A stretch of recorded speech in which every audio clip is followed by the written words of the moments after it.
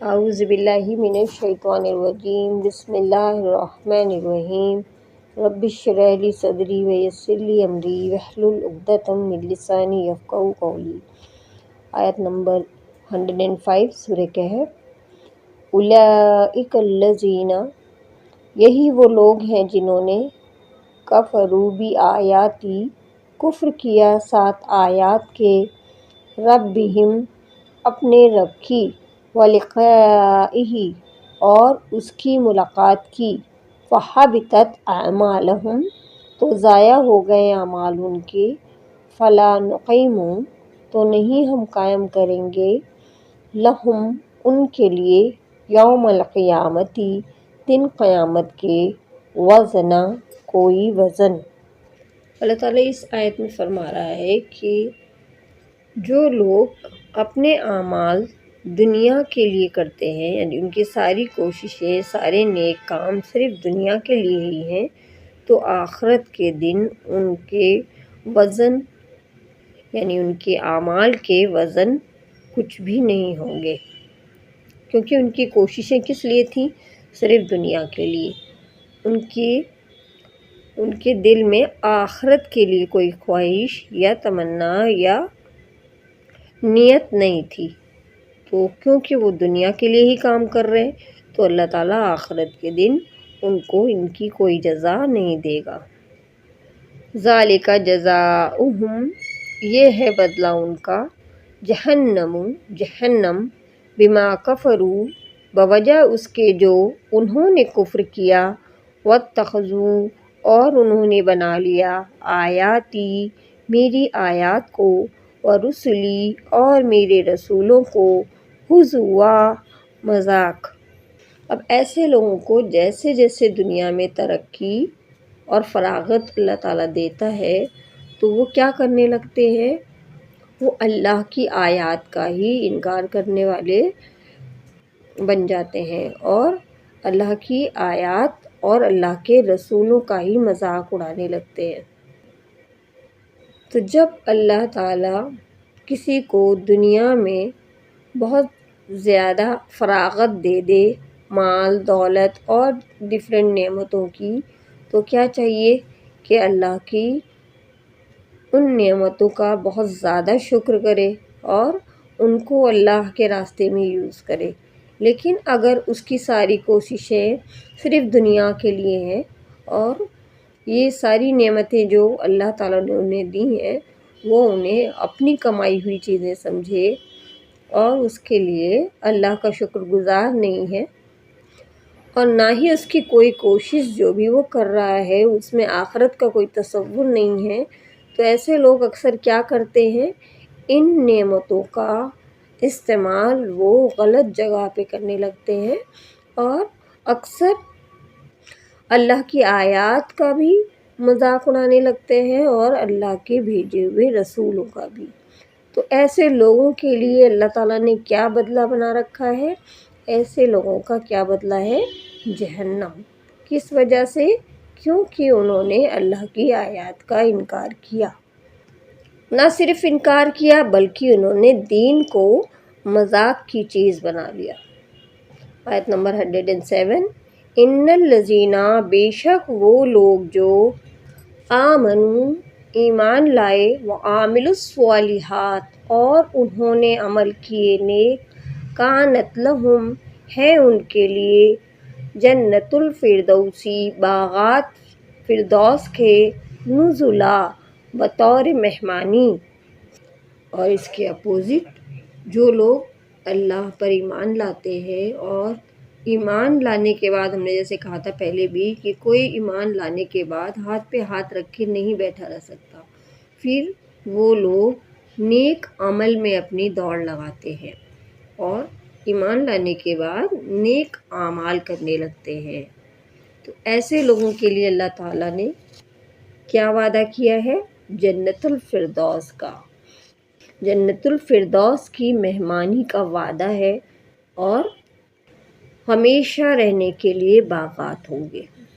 آیت نمبر 108 میں، خالدین فیہا، ہمیشہ رہنے والے ہیں ان میں، لا یبغون، ان میں نہ وہ چاہیں گے عنہا ان سے ہی والا پھرنا، وہ ایسی جگہ ہوں گی جہاں سے وہ کبھی بھی لوٹنا نہیں چاہیں گے، نہ اسے بدلنا چاہیں گے۔ دنیا میں کیا ہوتا ہے کہ دنیا میں ہم کسی بھی جگہ پہ رہیں، کہیں بھی گھومنے جائیں، لیکن کچھ وقت بعد کیا ہوتا ہے انسان بور ہونے لگتا ہے اور وہ چینج چاہتا ہے۔ لیکن جنت ایسی جگہ ہے کہ انسان وہاں پہ کبھی بھی بور نہیں ہوگا، نہ وہ انہیں بدلنا چاہیں گے۔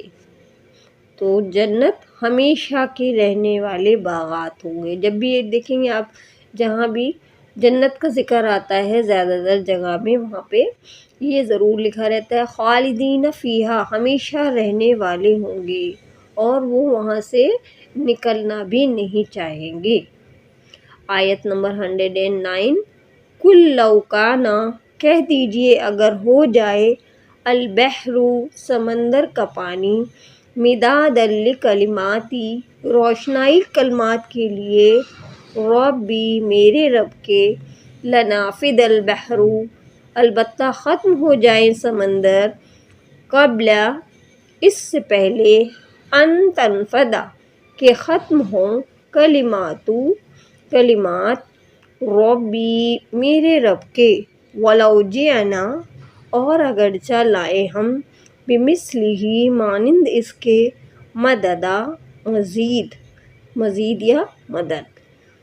اللہ تعالیٰ فرما رہا ہے کہ جتنے بھی سمندر ہیں اگر وہ روشنائی بن جائے، انک بن جائے، تو اللہ تعالیٰ کی باتیں لکھنے کے لیے، کلمات سے یہاں کیا مراد ہے؟ اللہ تعالیٰ کی خصوصیات، اللہ تعالیٰ کی باتیں، اللہ تعالیٰ کی خوبیاں لکھنے کے لیے وہ سب کے سب جو پوری روشنائی بنی ہے وہ ختم ہو جائے گی، لیکن اللہ تعالیٰ کی باتیں ختم نہیں ہوں گی۔ اگرچہ وہ اس کے علاوہ بھی جو سمندر کے روشنائی ختم ہونے کے بعد بھی اگر اور بھی لے آئیں تو بھی اللہ تعالیٰ کی خوبیاں سب بیان نہیں کی جا سکتی، لکھی نہیں جا سکتی۔ آیت نمبر 110، قل انما انا، کہہ دیجئے بے شک میں، بشر، ایک انسان ہوں، مثلکم، تم جیسا، یوحا، وحی کی جاتی ہے، الیہ، انما، میری طرف، بے شک، الہکم، الہ تمہارا، الہ واحد، الہ ہے ایک ہی، فمن کانا، تو جو کوئی ہو وہ، یرجو لقاء، وہ امید رکھتا ملاقات کی، ربہ، اپنے رب سے، فلیعمل، بس چاہیے کہ وہ عمل کرے، عملاً صالحاً، عمل نیک، ولا یشرک، اور نہ وہ شریک ٹھہرائے، بعبادتی، عبادت میں، ربہ احدا، اپنے رب کی کسی ایک کو۔ آپ نے یہ بحث اکثر سنی ہوگی کہ لوگ بحث کرتے ہیں کہ پیارے نبی صلی اللہ علیہ وسلم بشر تھے کہ انسان تھے کہ اور تھے کہ نور تھے۔ تو یہاں پہ یہ آیت بہت واضح طور پہ یہ بات کلیئر کرتی ہے کہ پیارے نبی صلی اللہ علیہ وسلم کو اللہ تعالیٰ حکم دے رہا ہے کہ کہہ دیجئے کہ میں ایک انسان ہوں تمہارے جیسا، اور فرق کیا ہے کہ میری طرف وحی کی جاتی ہے، اور تمہارا الہ، تمہارا معبود صرف ایک ہی ہے۔ کیونکہ پیارے نبی صلی اللہ علیہ وسلم کے لیے کئی لوگوں نے ان کا مقام پہچاننے میں غلو تک پہنچ گئے ہیں، وہ اتنا زیادہ بڑھا دیا ہے کہ الہ کے قریب پہنچا دیا ہے، نعوذ باللہ، اور بعض لوگوں نے ان کا مقام وہ نہیں دیا جو کہ ہونا چاہیے۔ تو یاد رکھیں کہ پیارے نبی صلی اللہ علیہ وسلم سارے انسانوں سے بہترین اور سارے پیغمبروں کے بھی امام ہوں گے انشاءاللہ، بہترین انسان اور سارے پیغمبروں میں سب سے بہتر پیغمبر ہے۔ تو پیارے نبی صلی اللہ علیہ وسلم کے بارے میں نہ ایسی باتیں کریں کہ ہم ایک طرف اللہ اور ایک طرف محمد لکھ کے، نعوذ باللہ، اللہ کے چھوڑ کے نبی سے ہم مانگنے لگیں، یا ان کا مقام اتنا کم کر دے کہ جو ان کی شان سے کم ہو۔ اس کے بعد اللہ تعالیٰ فرما رہا ہے کہ جو کوئی امید رکھتا ہے اپنے رب سے ملاقات کی تو اسے کیا چاہیے کہ وہ نیک اعمال بھی کرے اور اچھے اخلاق بھی رکھے، اور وہ اپنے رب کی عبادت میں کسی کو بھی کبھی شریک نہ کرے۔ حدیث کا مفہوم ہے، اللہ تعالیٰ فرماتا ہے میں شرکا میں شریک ہونے سے بالا تر ہوں۔ اگر کوئی شخص اللہ تعالیٰ کے لیے عمل کرے اور اس میں وہ کسی اور کو بھی شریک کر لے، یعنی اس کی نیت ہو کہ کوئی اور بھی اس عمل کو دیکھ لے، تو اللہ تعالیٰ فرماتا ہے کہ پھر میں اس پورے عمل کو اسی شرکا کے لیے چھوڑ دیتا ہوں۔ یعنی اللہ تعالیٰ صرف خالص اللہ کے لیے ہی کیے جانے والے عمل کو قبول کرے گا۔ جیسے حدیث کا مفہوم ہے کہ ایک شخص پیارے نبی صلی اللہ علیہ وسلم کے پاس آیا تو اس نے کہا کہ جب بھی میں کوئی کام کرتا ہوں تو میری نیت ہوتی ہے اللہ تعالیٰ کے لیے، لیکن پھر میں یہ سوچتا ہوں کہ کوئی اور لوگ بھی مجھے دیکھ لیں، اور اس کے جواب میں پیارے نبی صلی اللہ علیہ وسلم خاموش رہے۔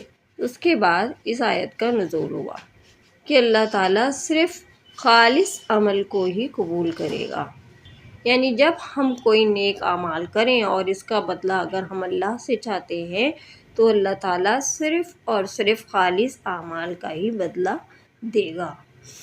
اور جن لوگوں کو دکھانے کے لیے اگر ہم کوئی عمل کر بھی رہے ہیں تو لوگ ہمیں کیا دے سکتے ہیں؟ بس زیادہ سے زیادہ یہی کہہ سکتے ہیں نا کہ بہت اچھا عمل ہے، کیا بہترین انسان ہے، کتنا اچھا کام کر رہا ہے، لیکن اس کے بعد تو کچھ بھی نہیں بچے گا۔ تو اس سے بہتر ہے کہ ہم اپنے اعمال صرف اور صرف اللہ کے لیے خالص کر لیں۔ سبحانک اللہم و بحمدک نشہد ان لا الہ الا انت نستغفرک و نتوب الیک۔ السلام علیکم ورحمۃ اللہ وبرکاتہ۔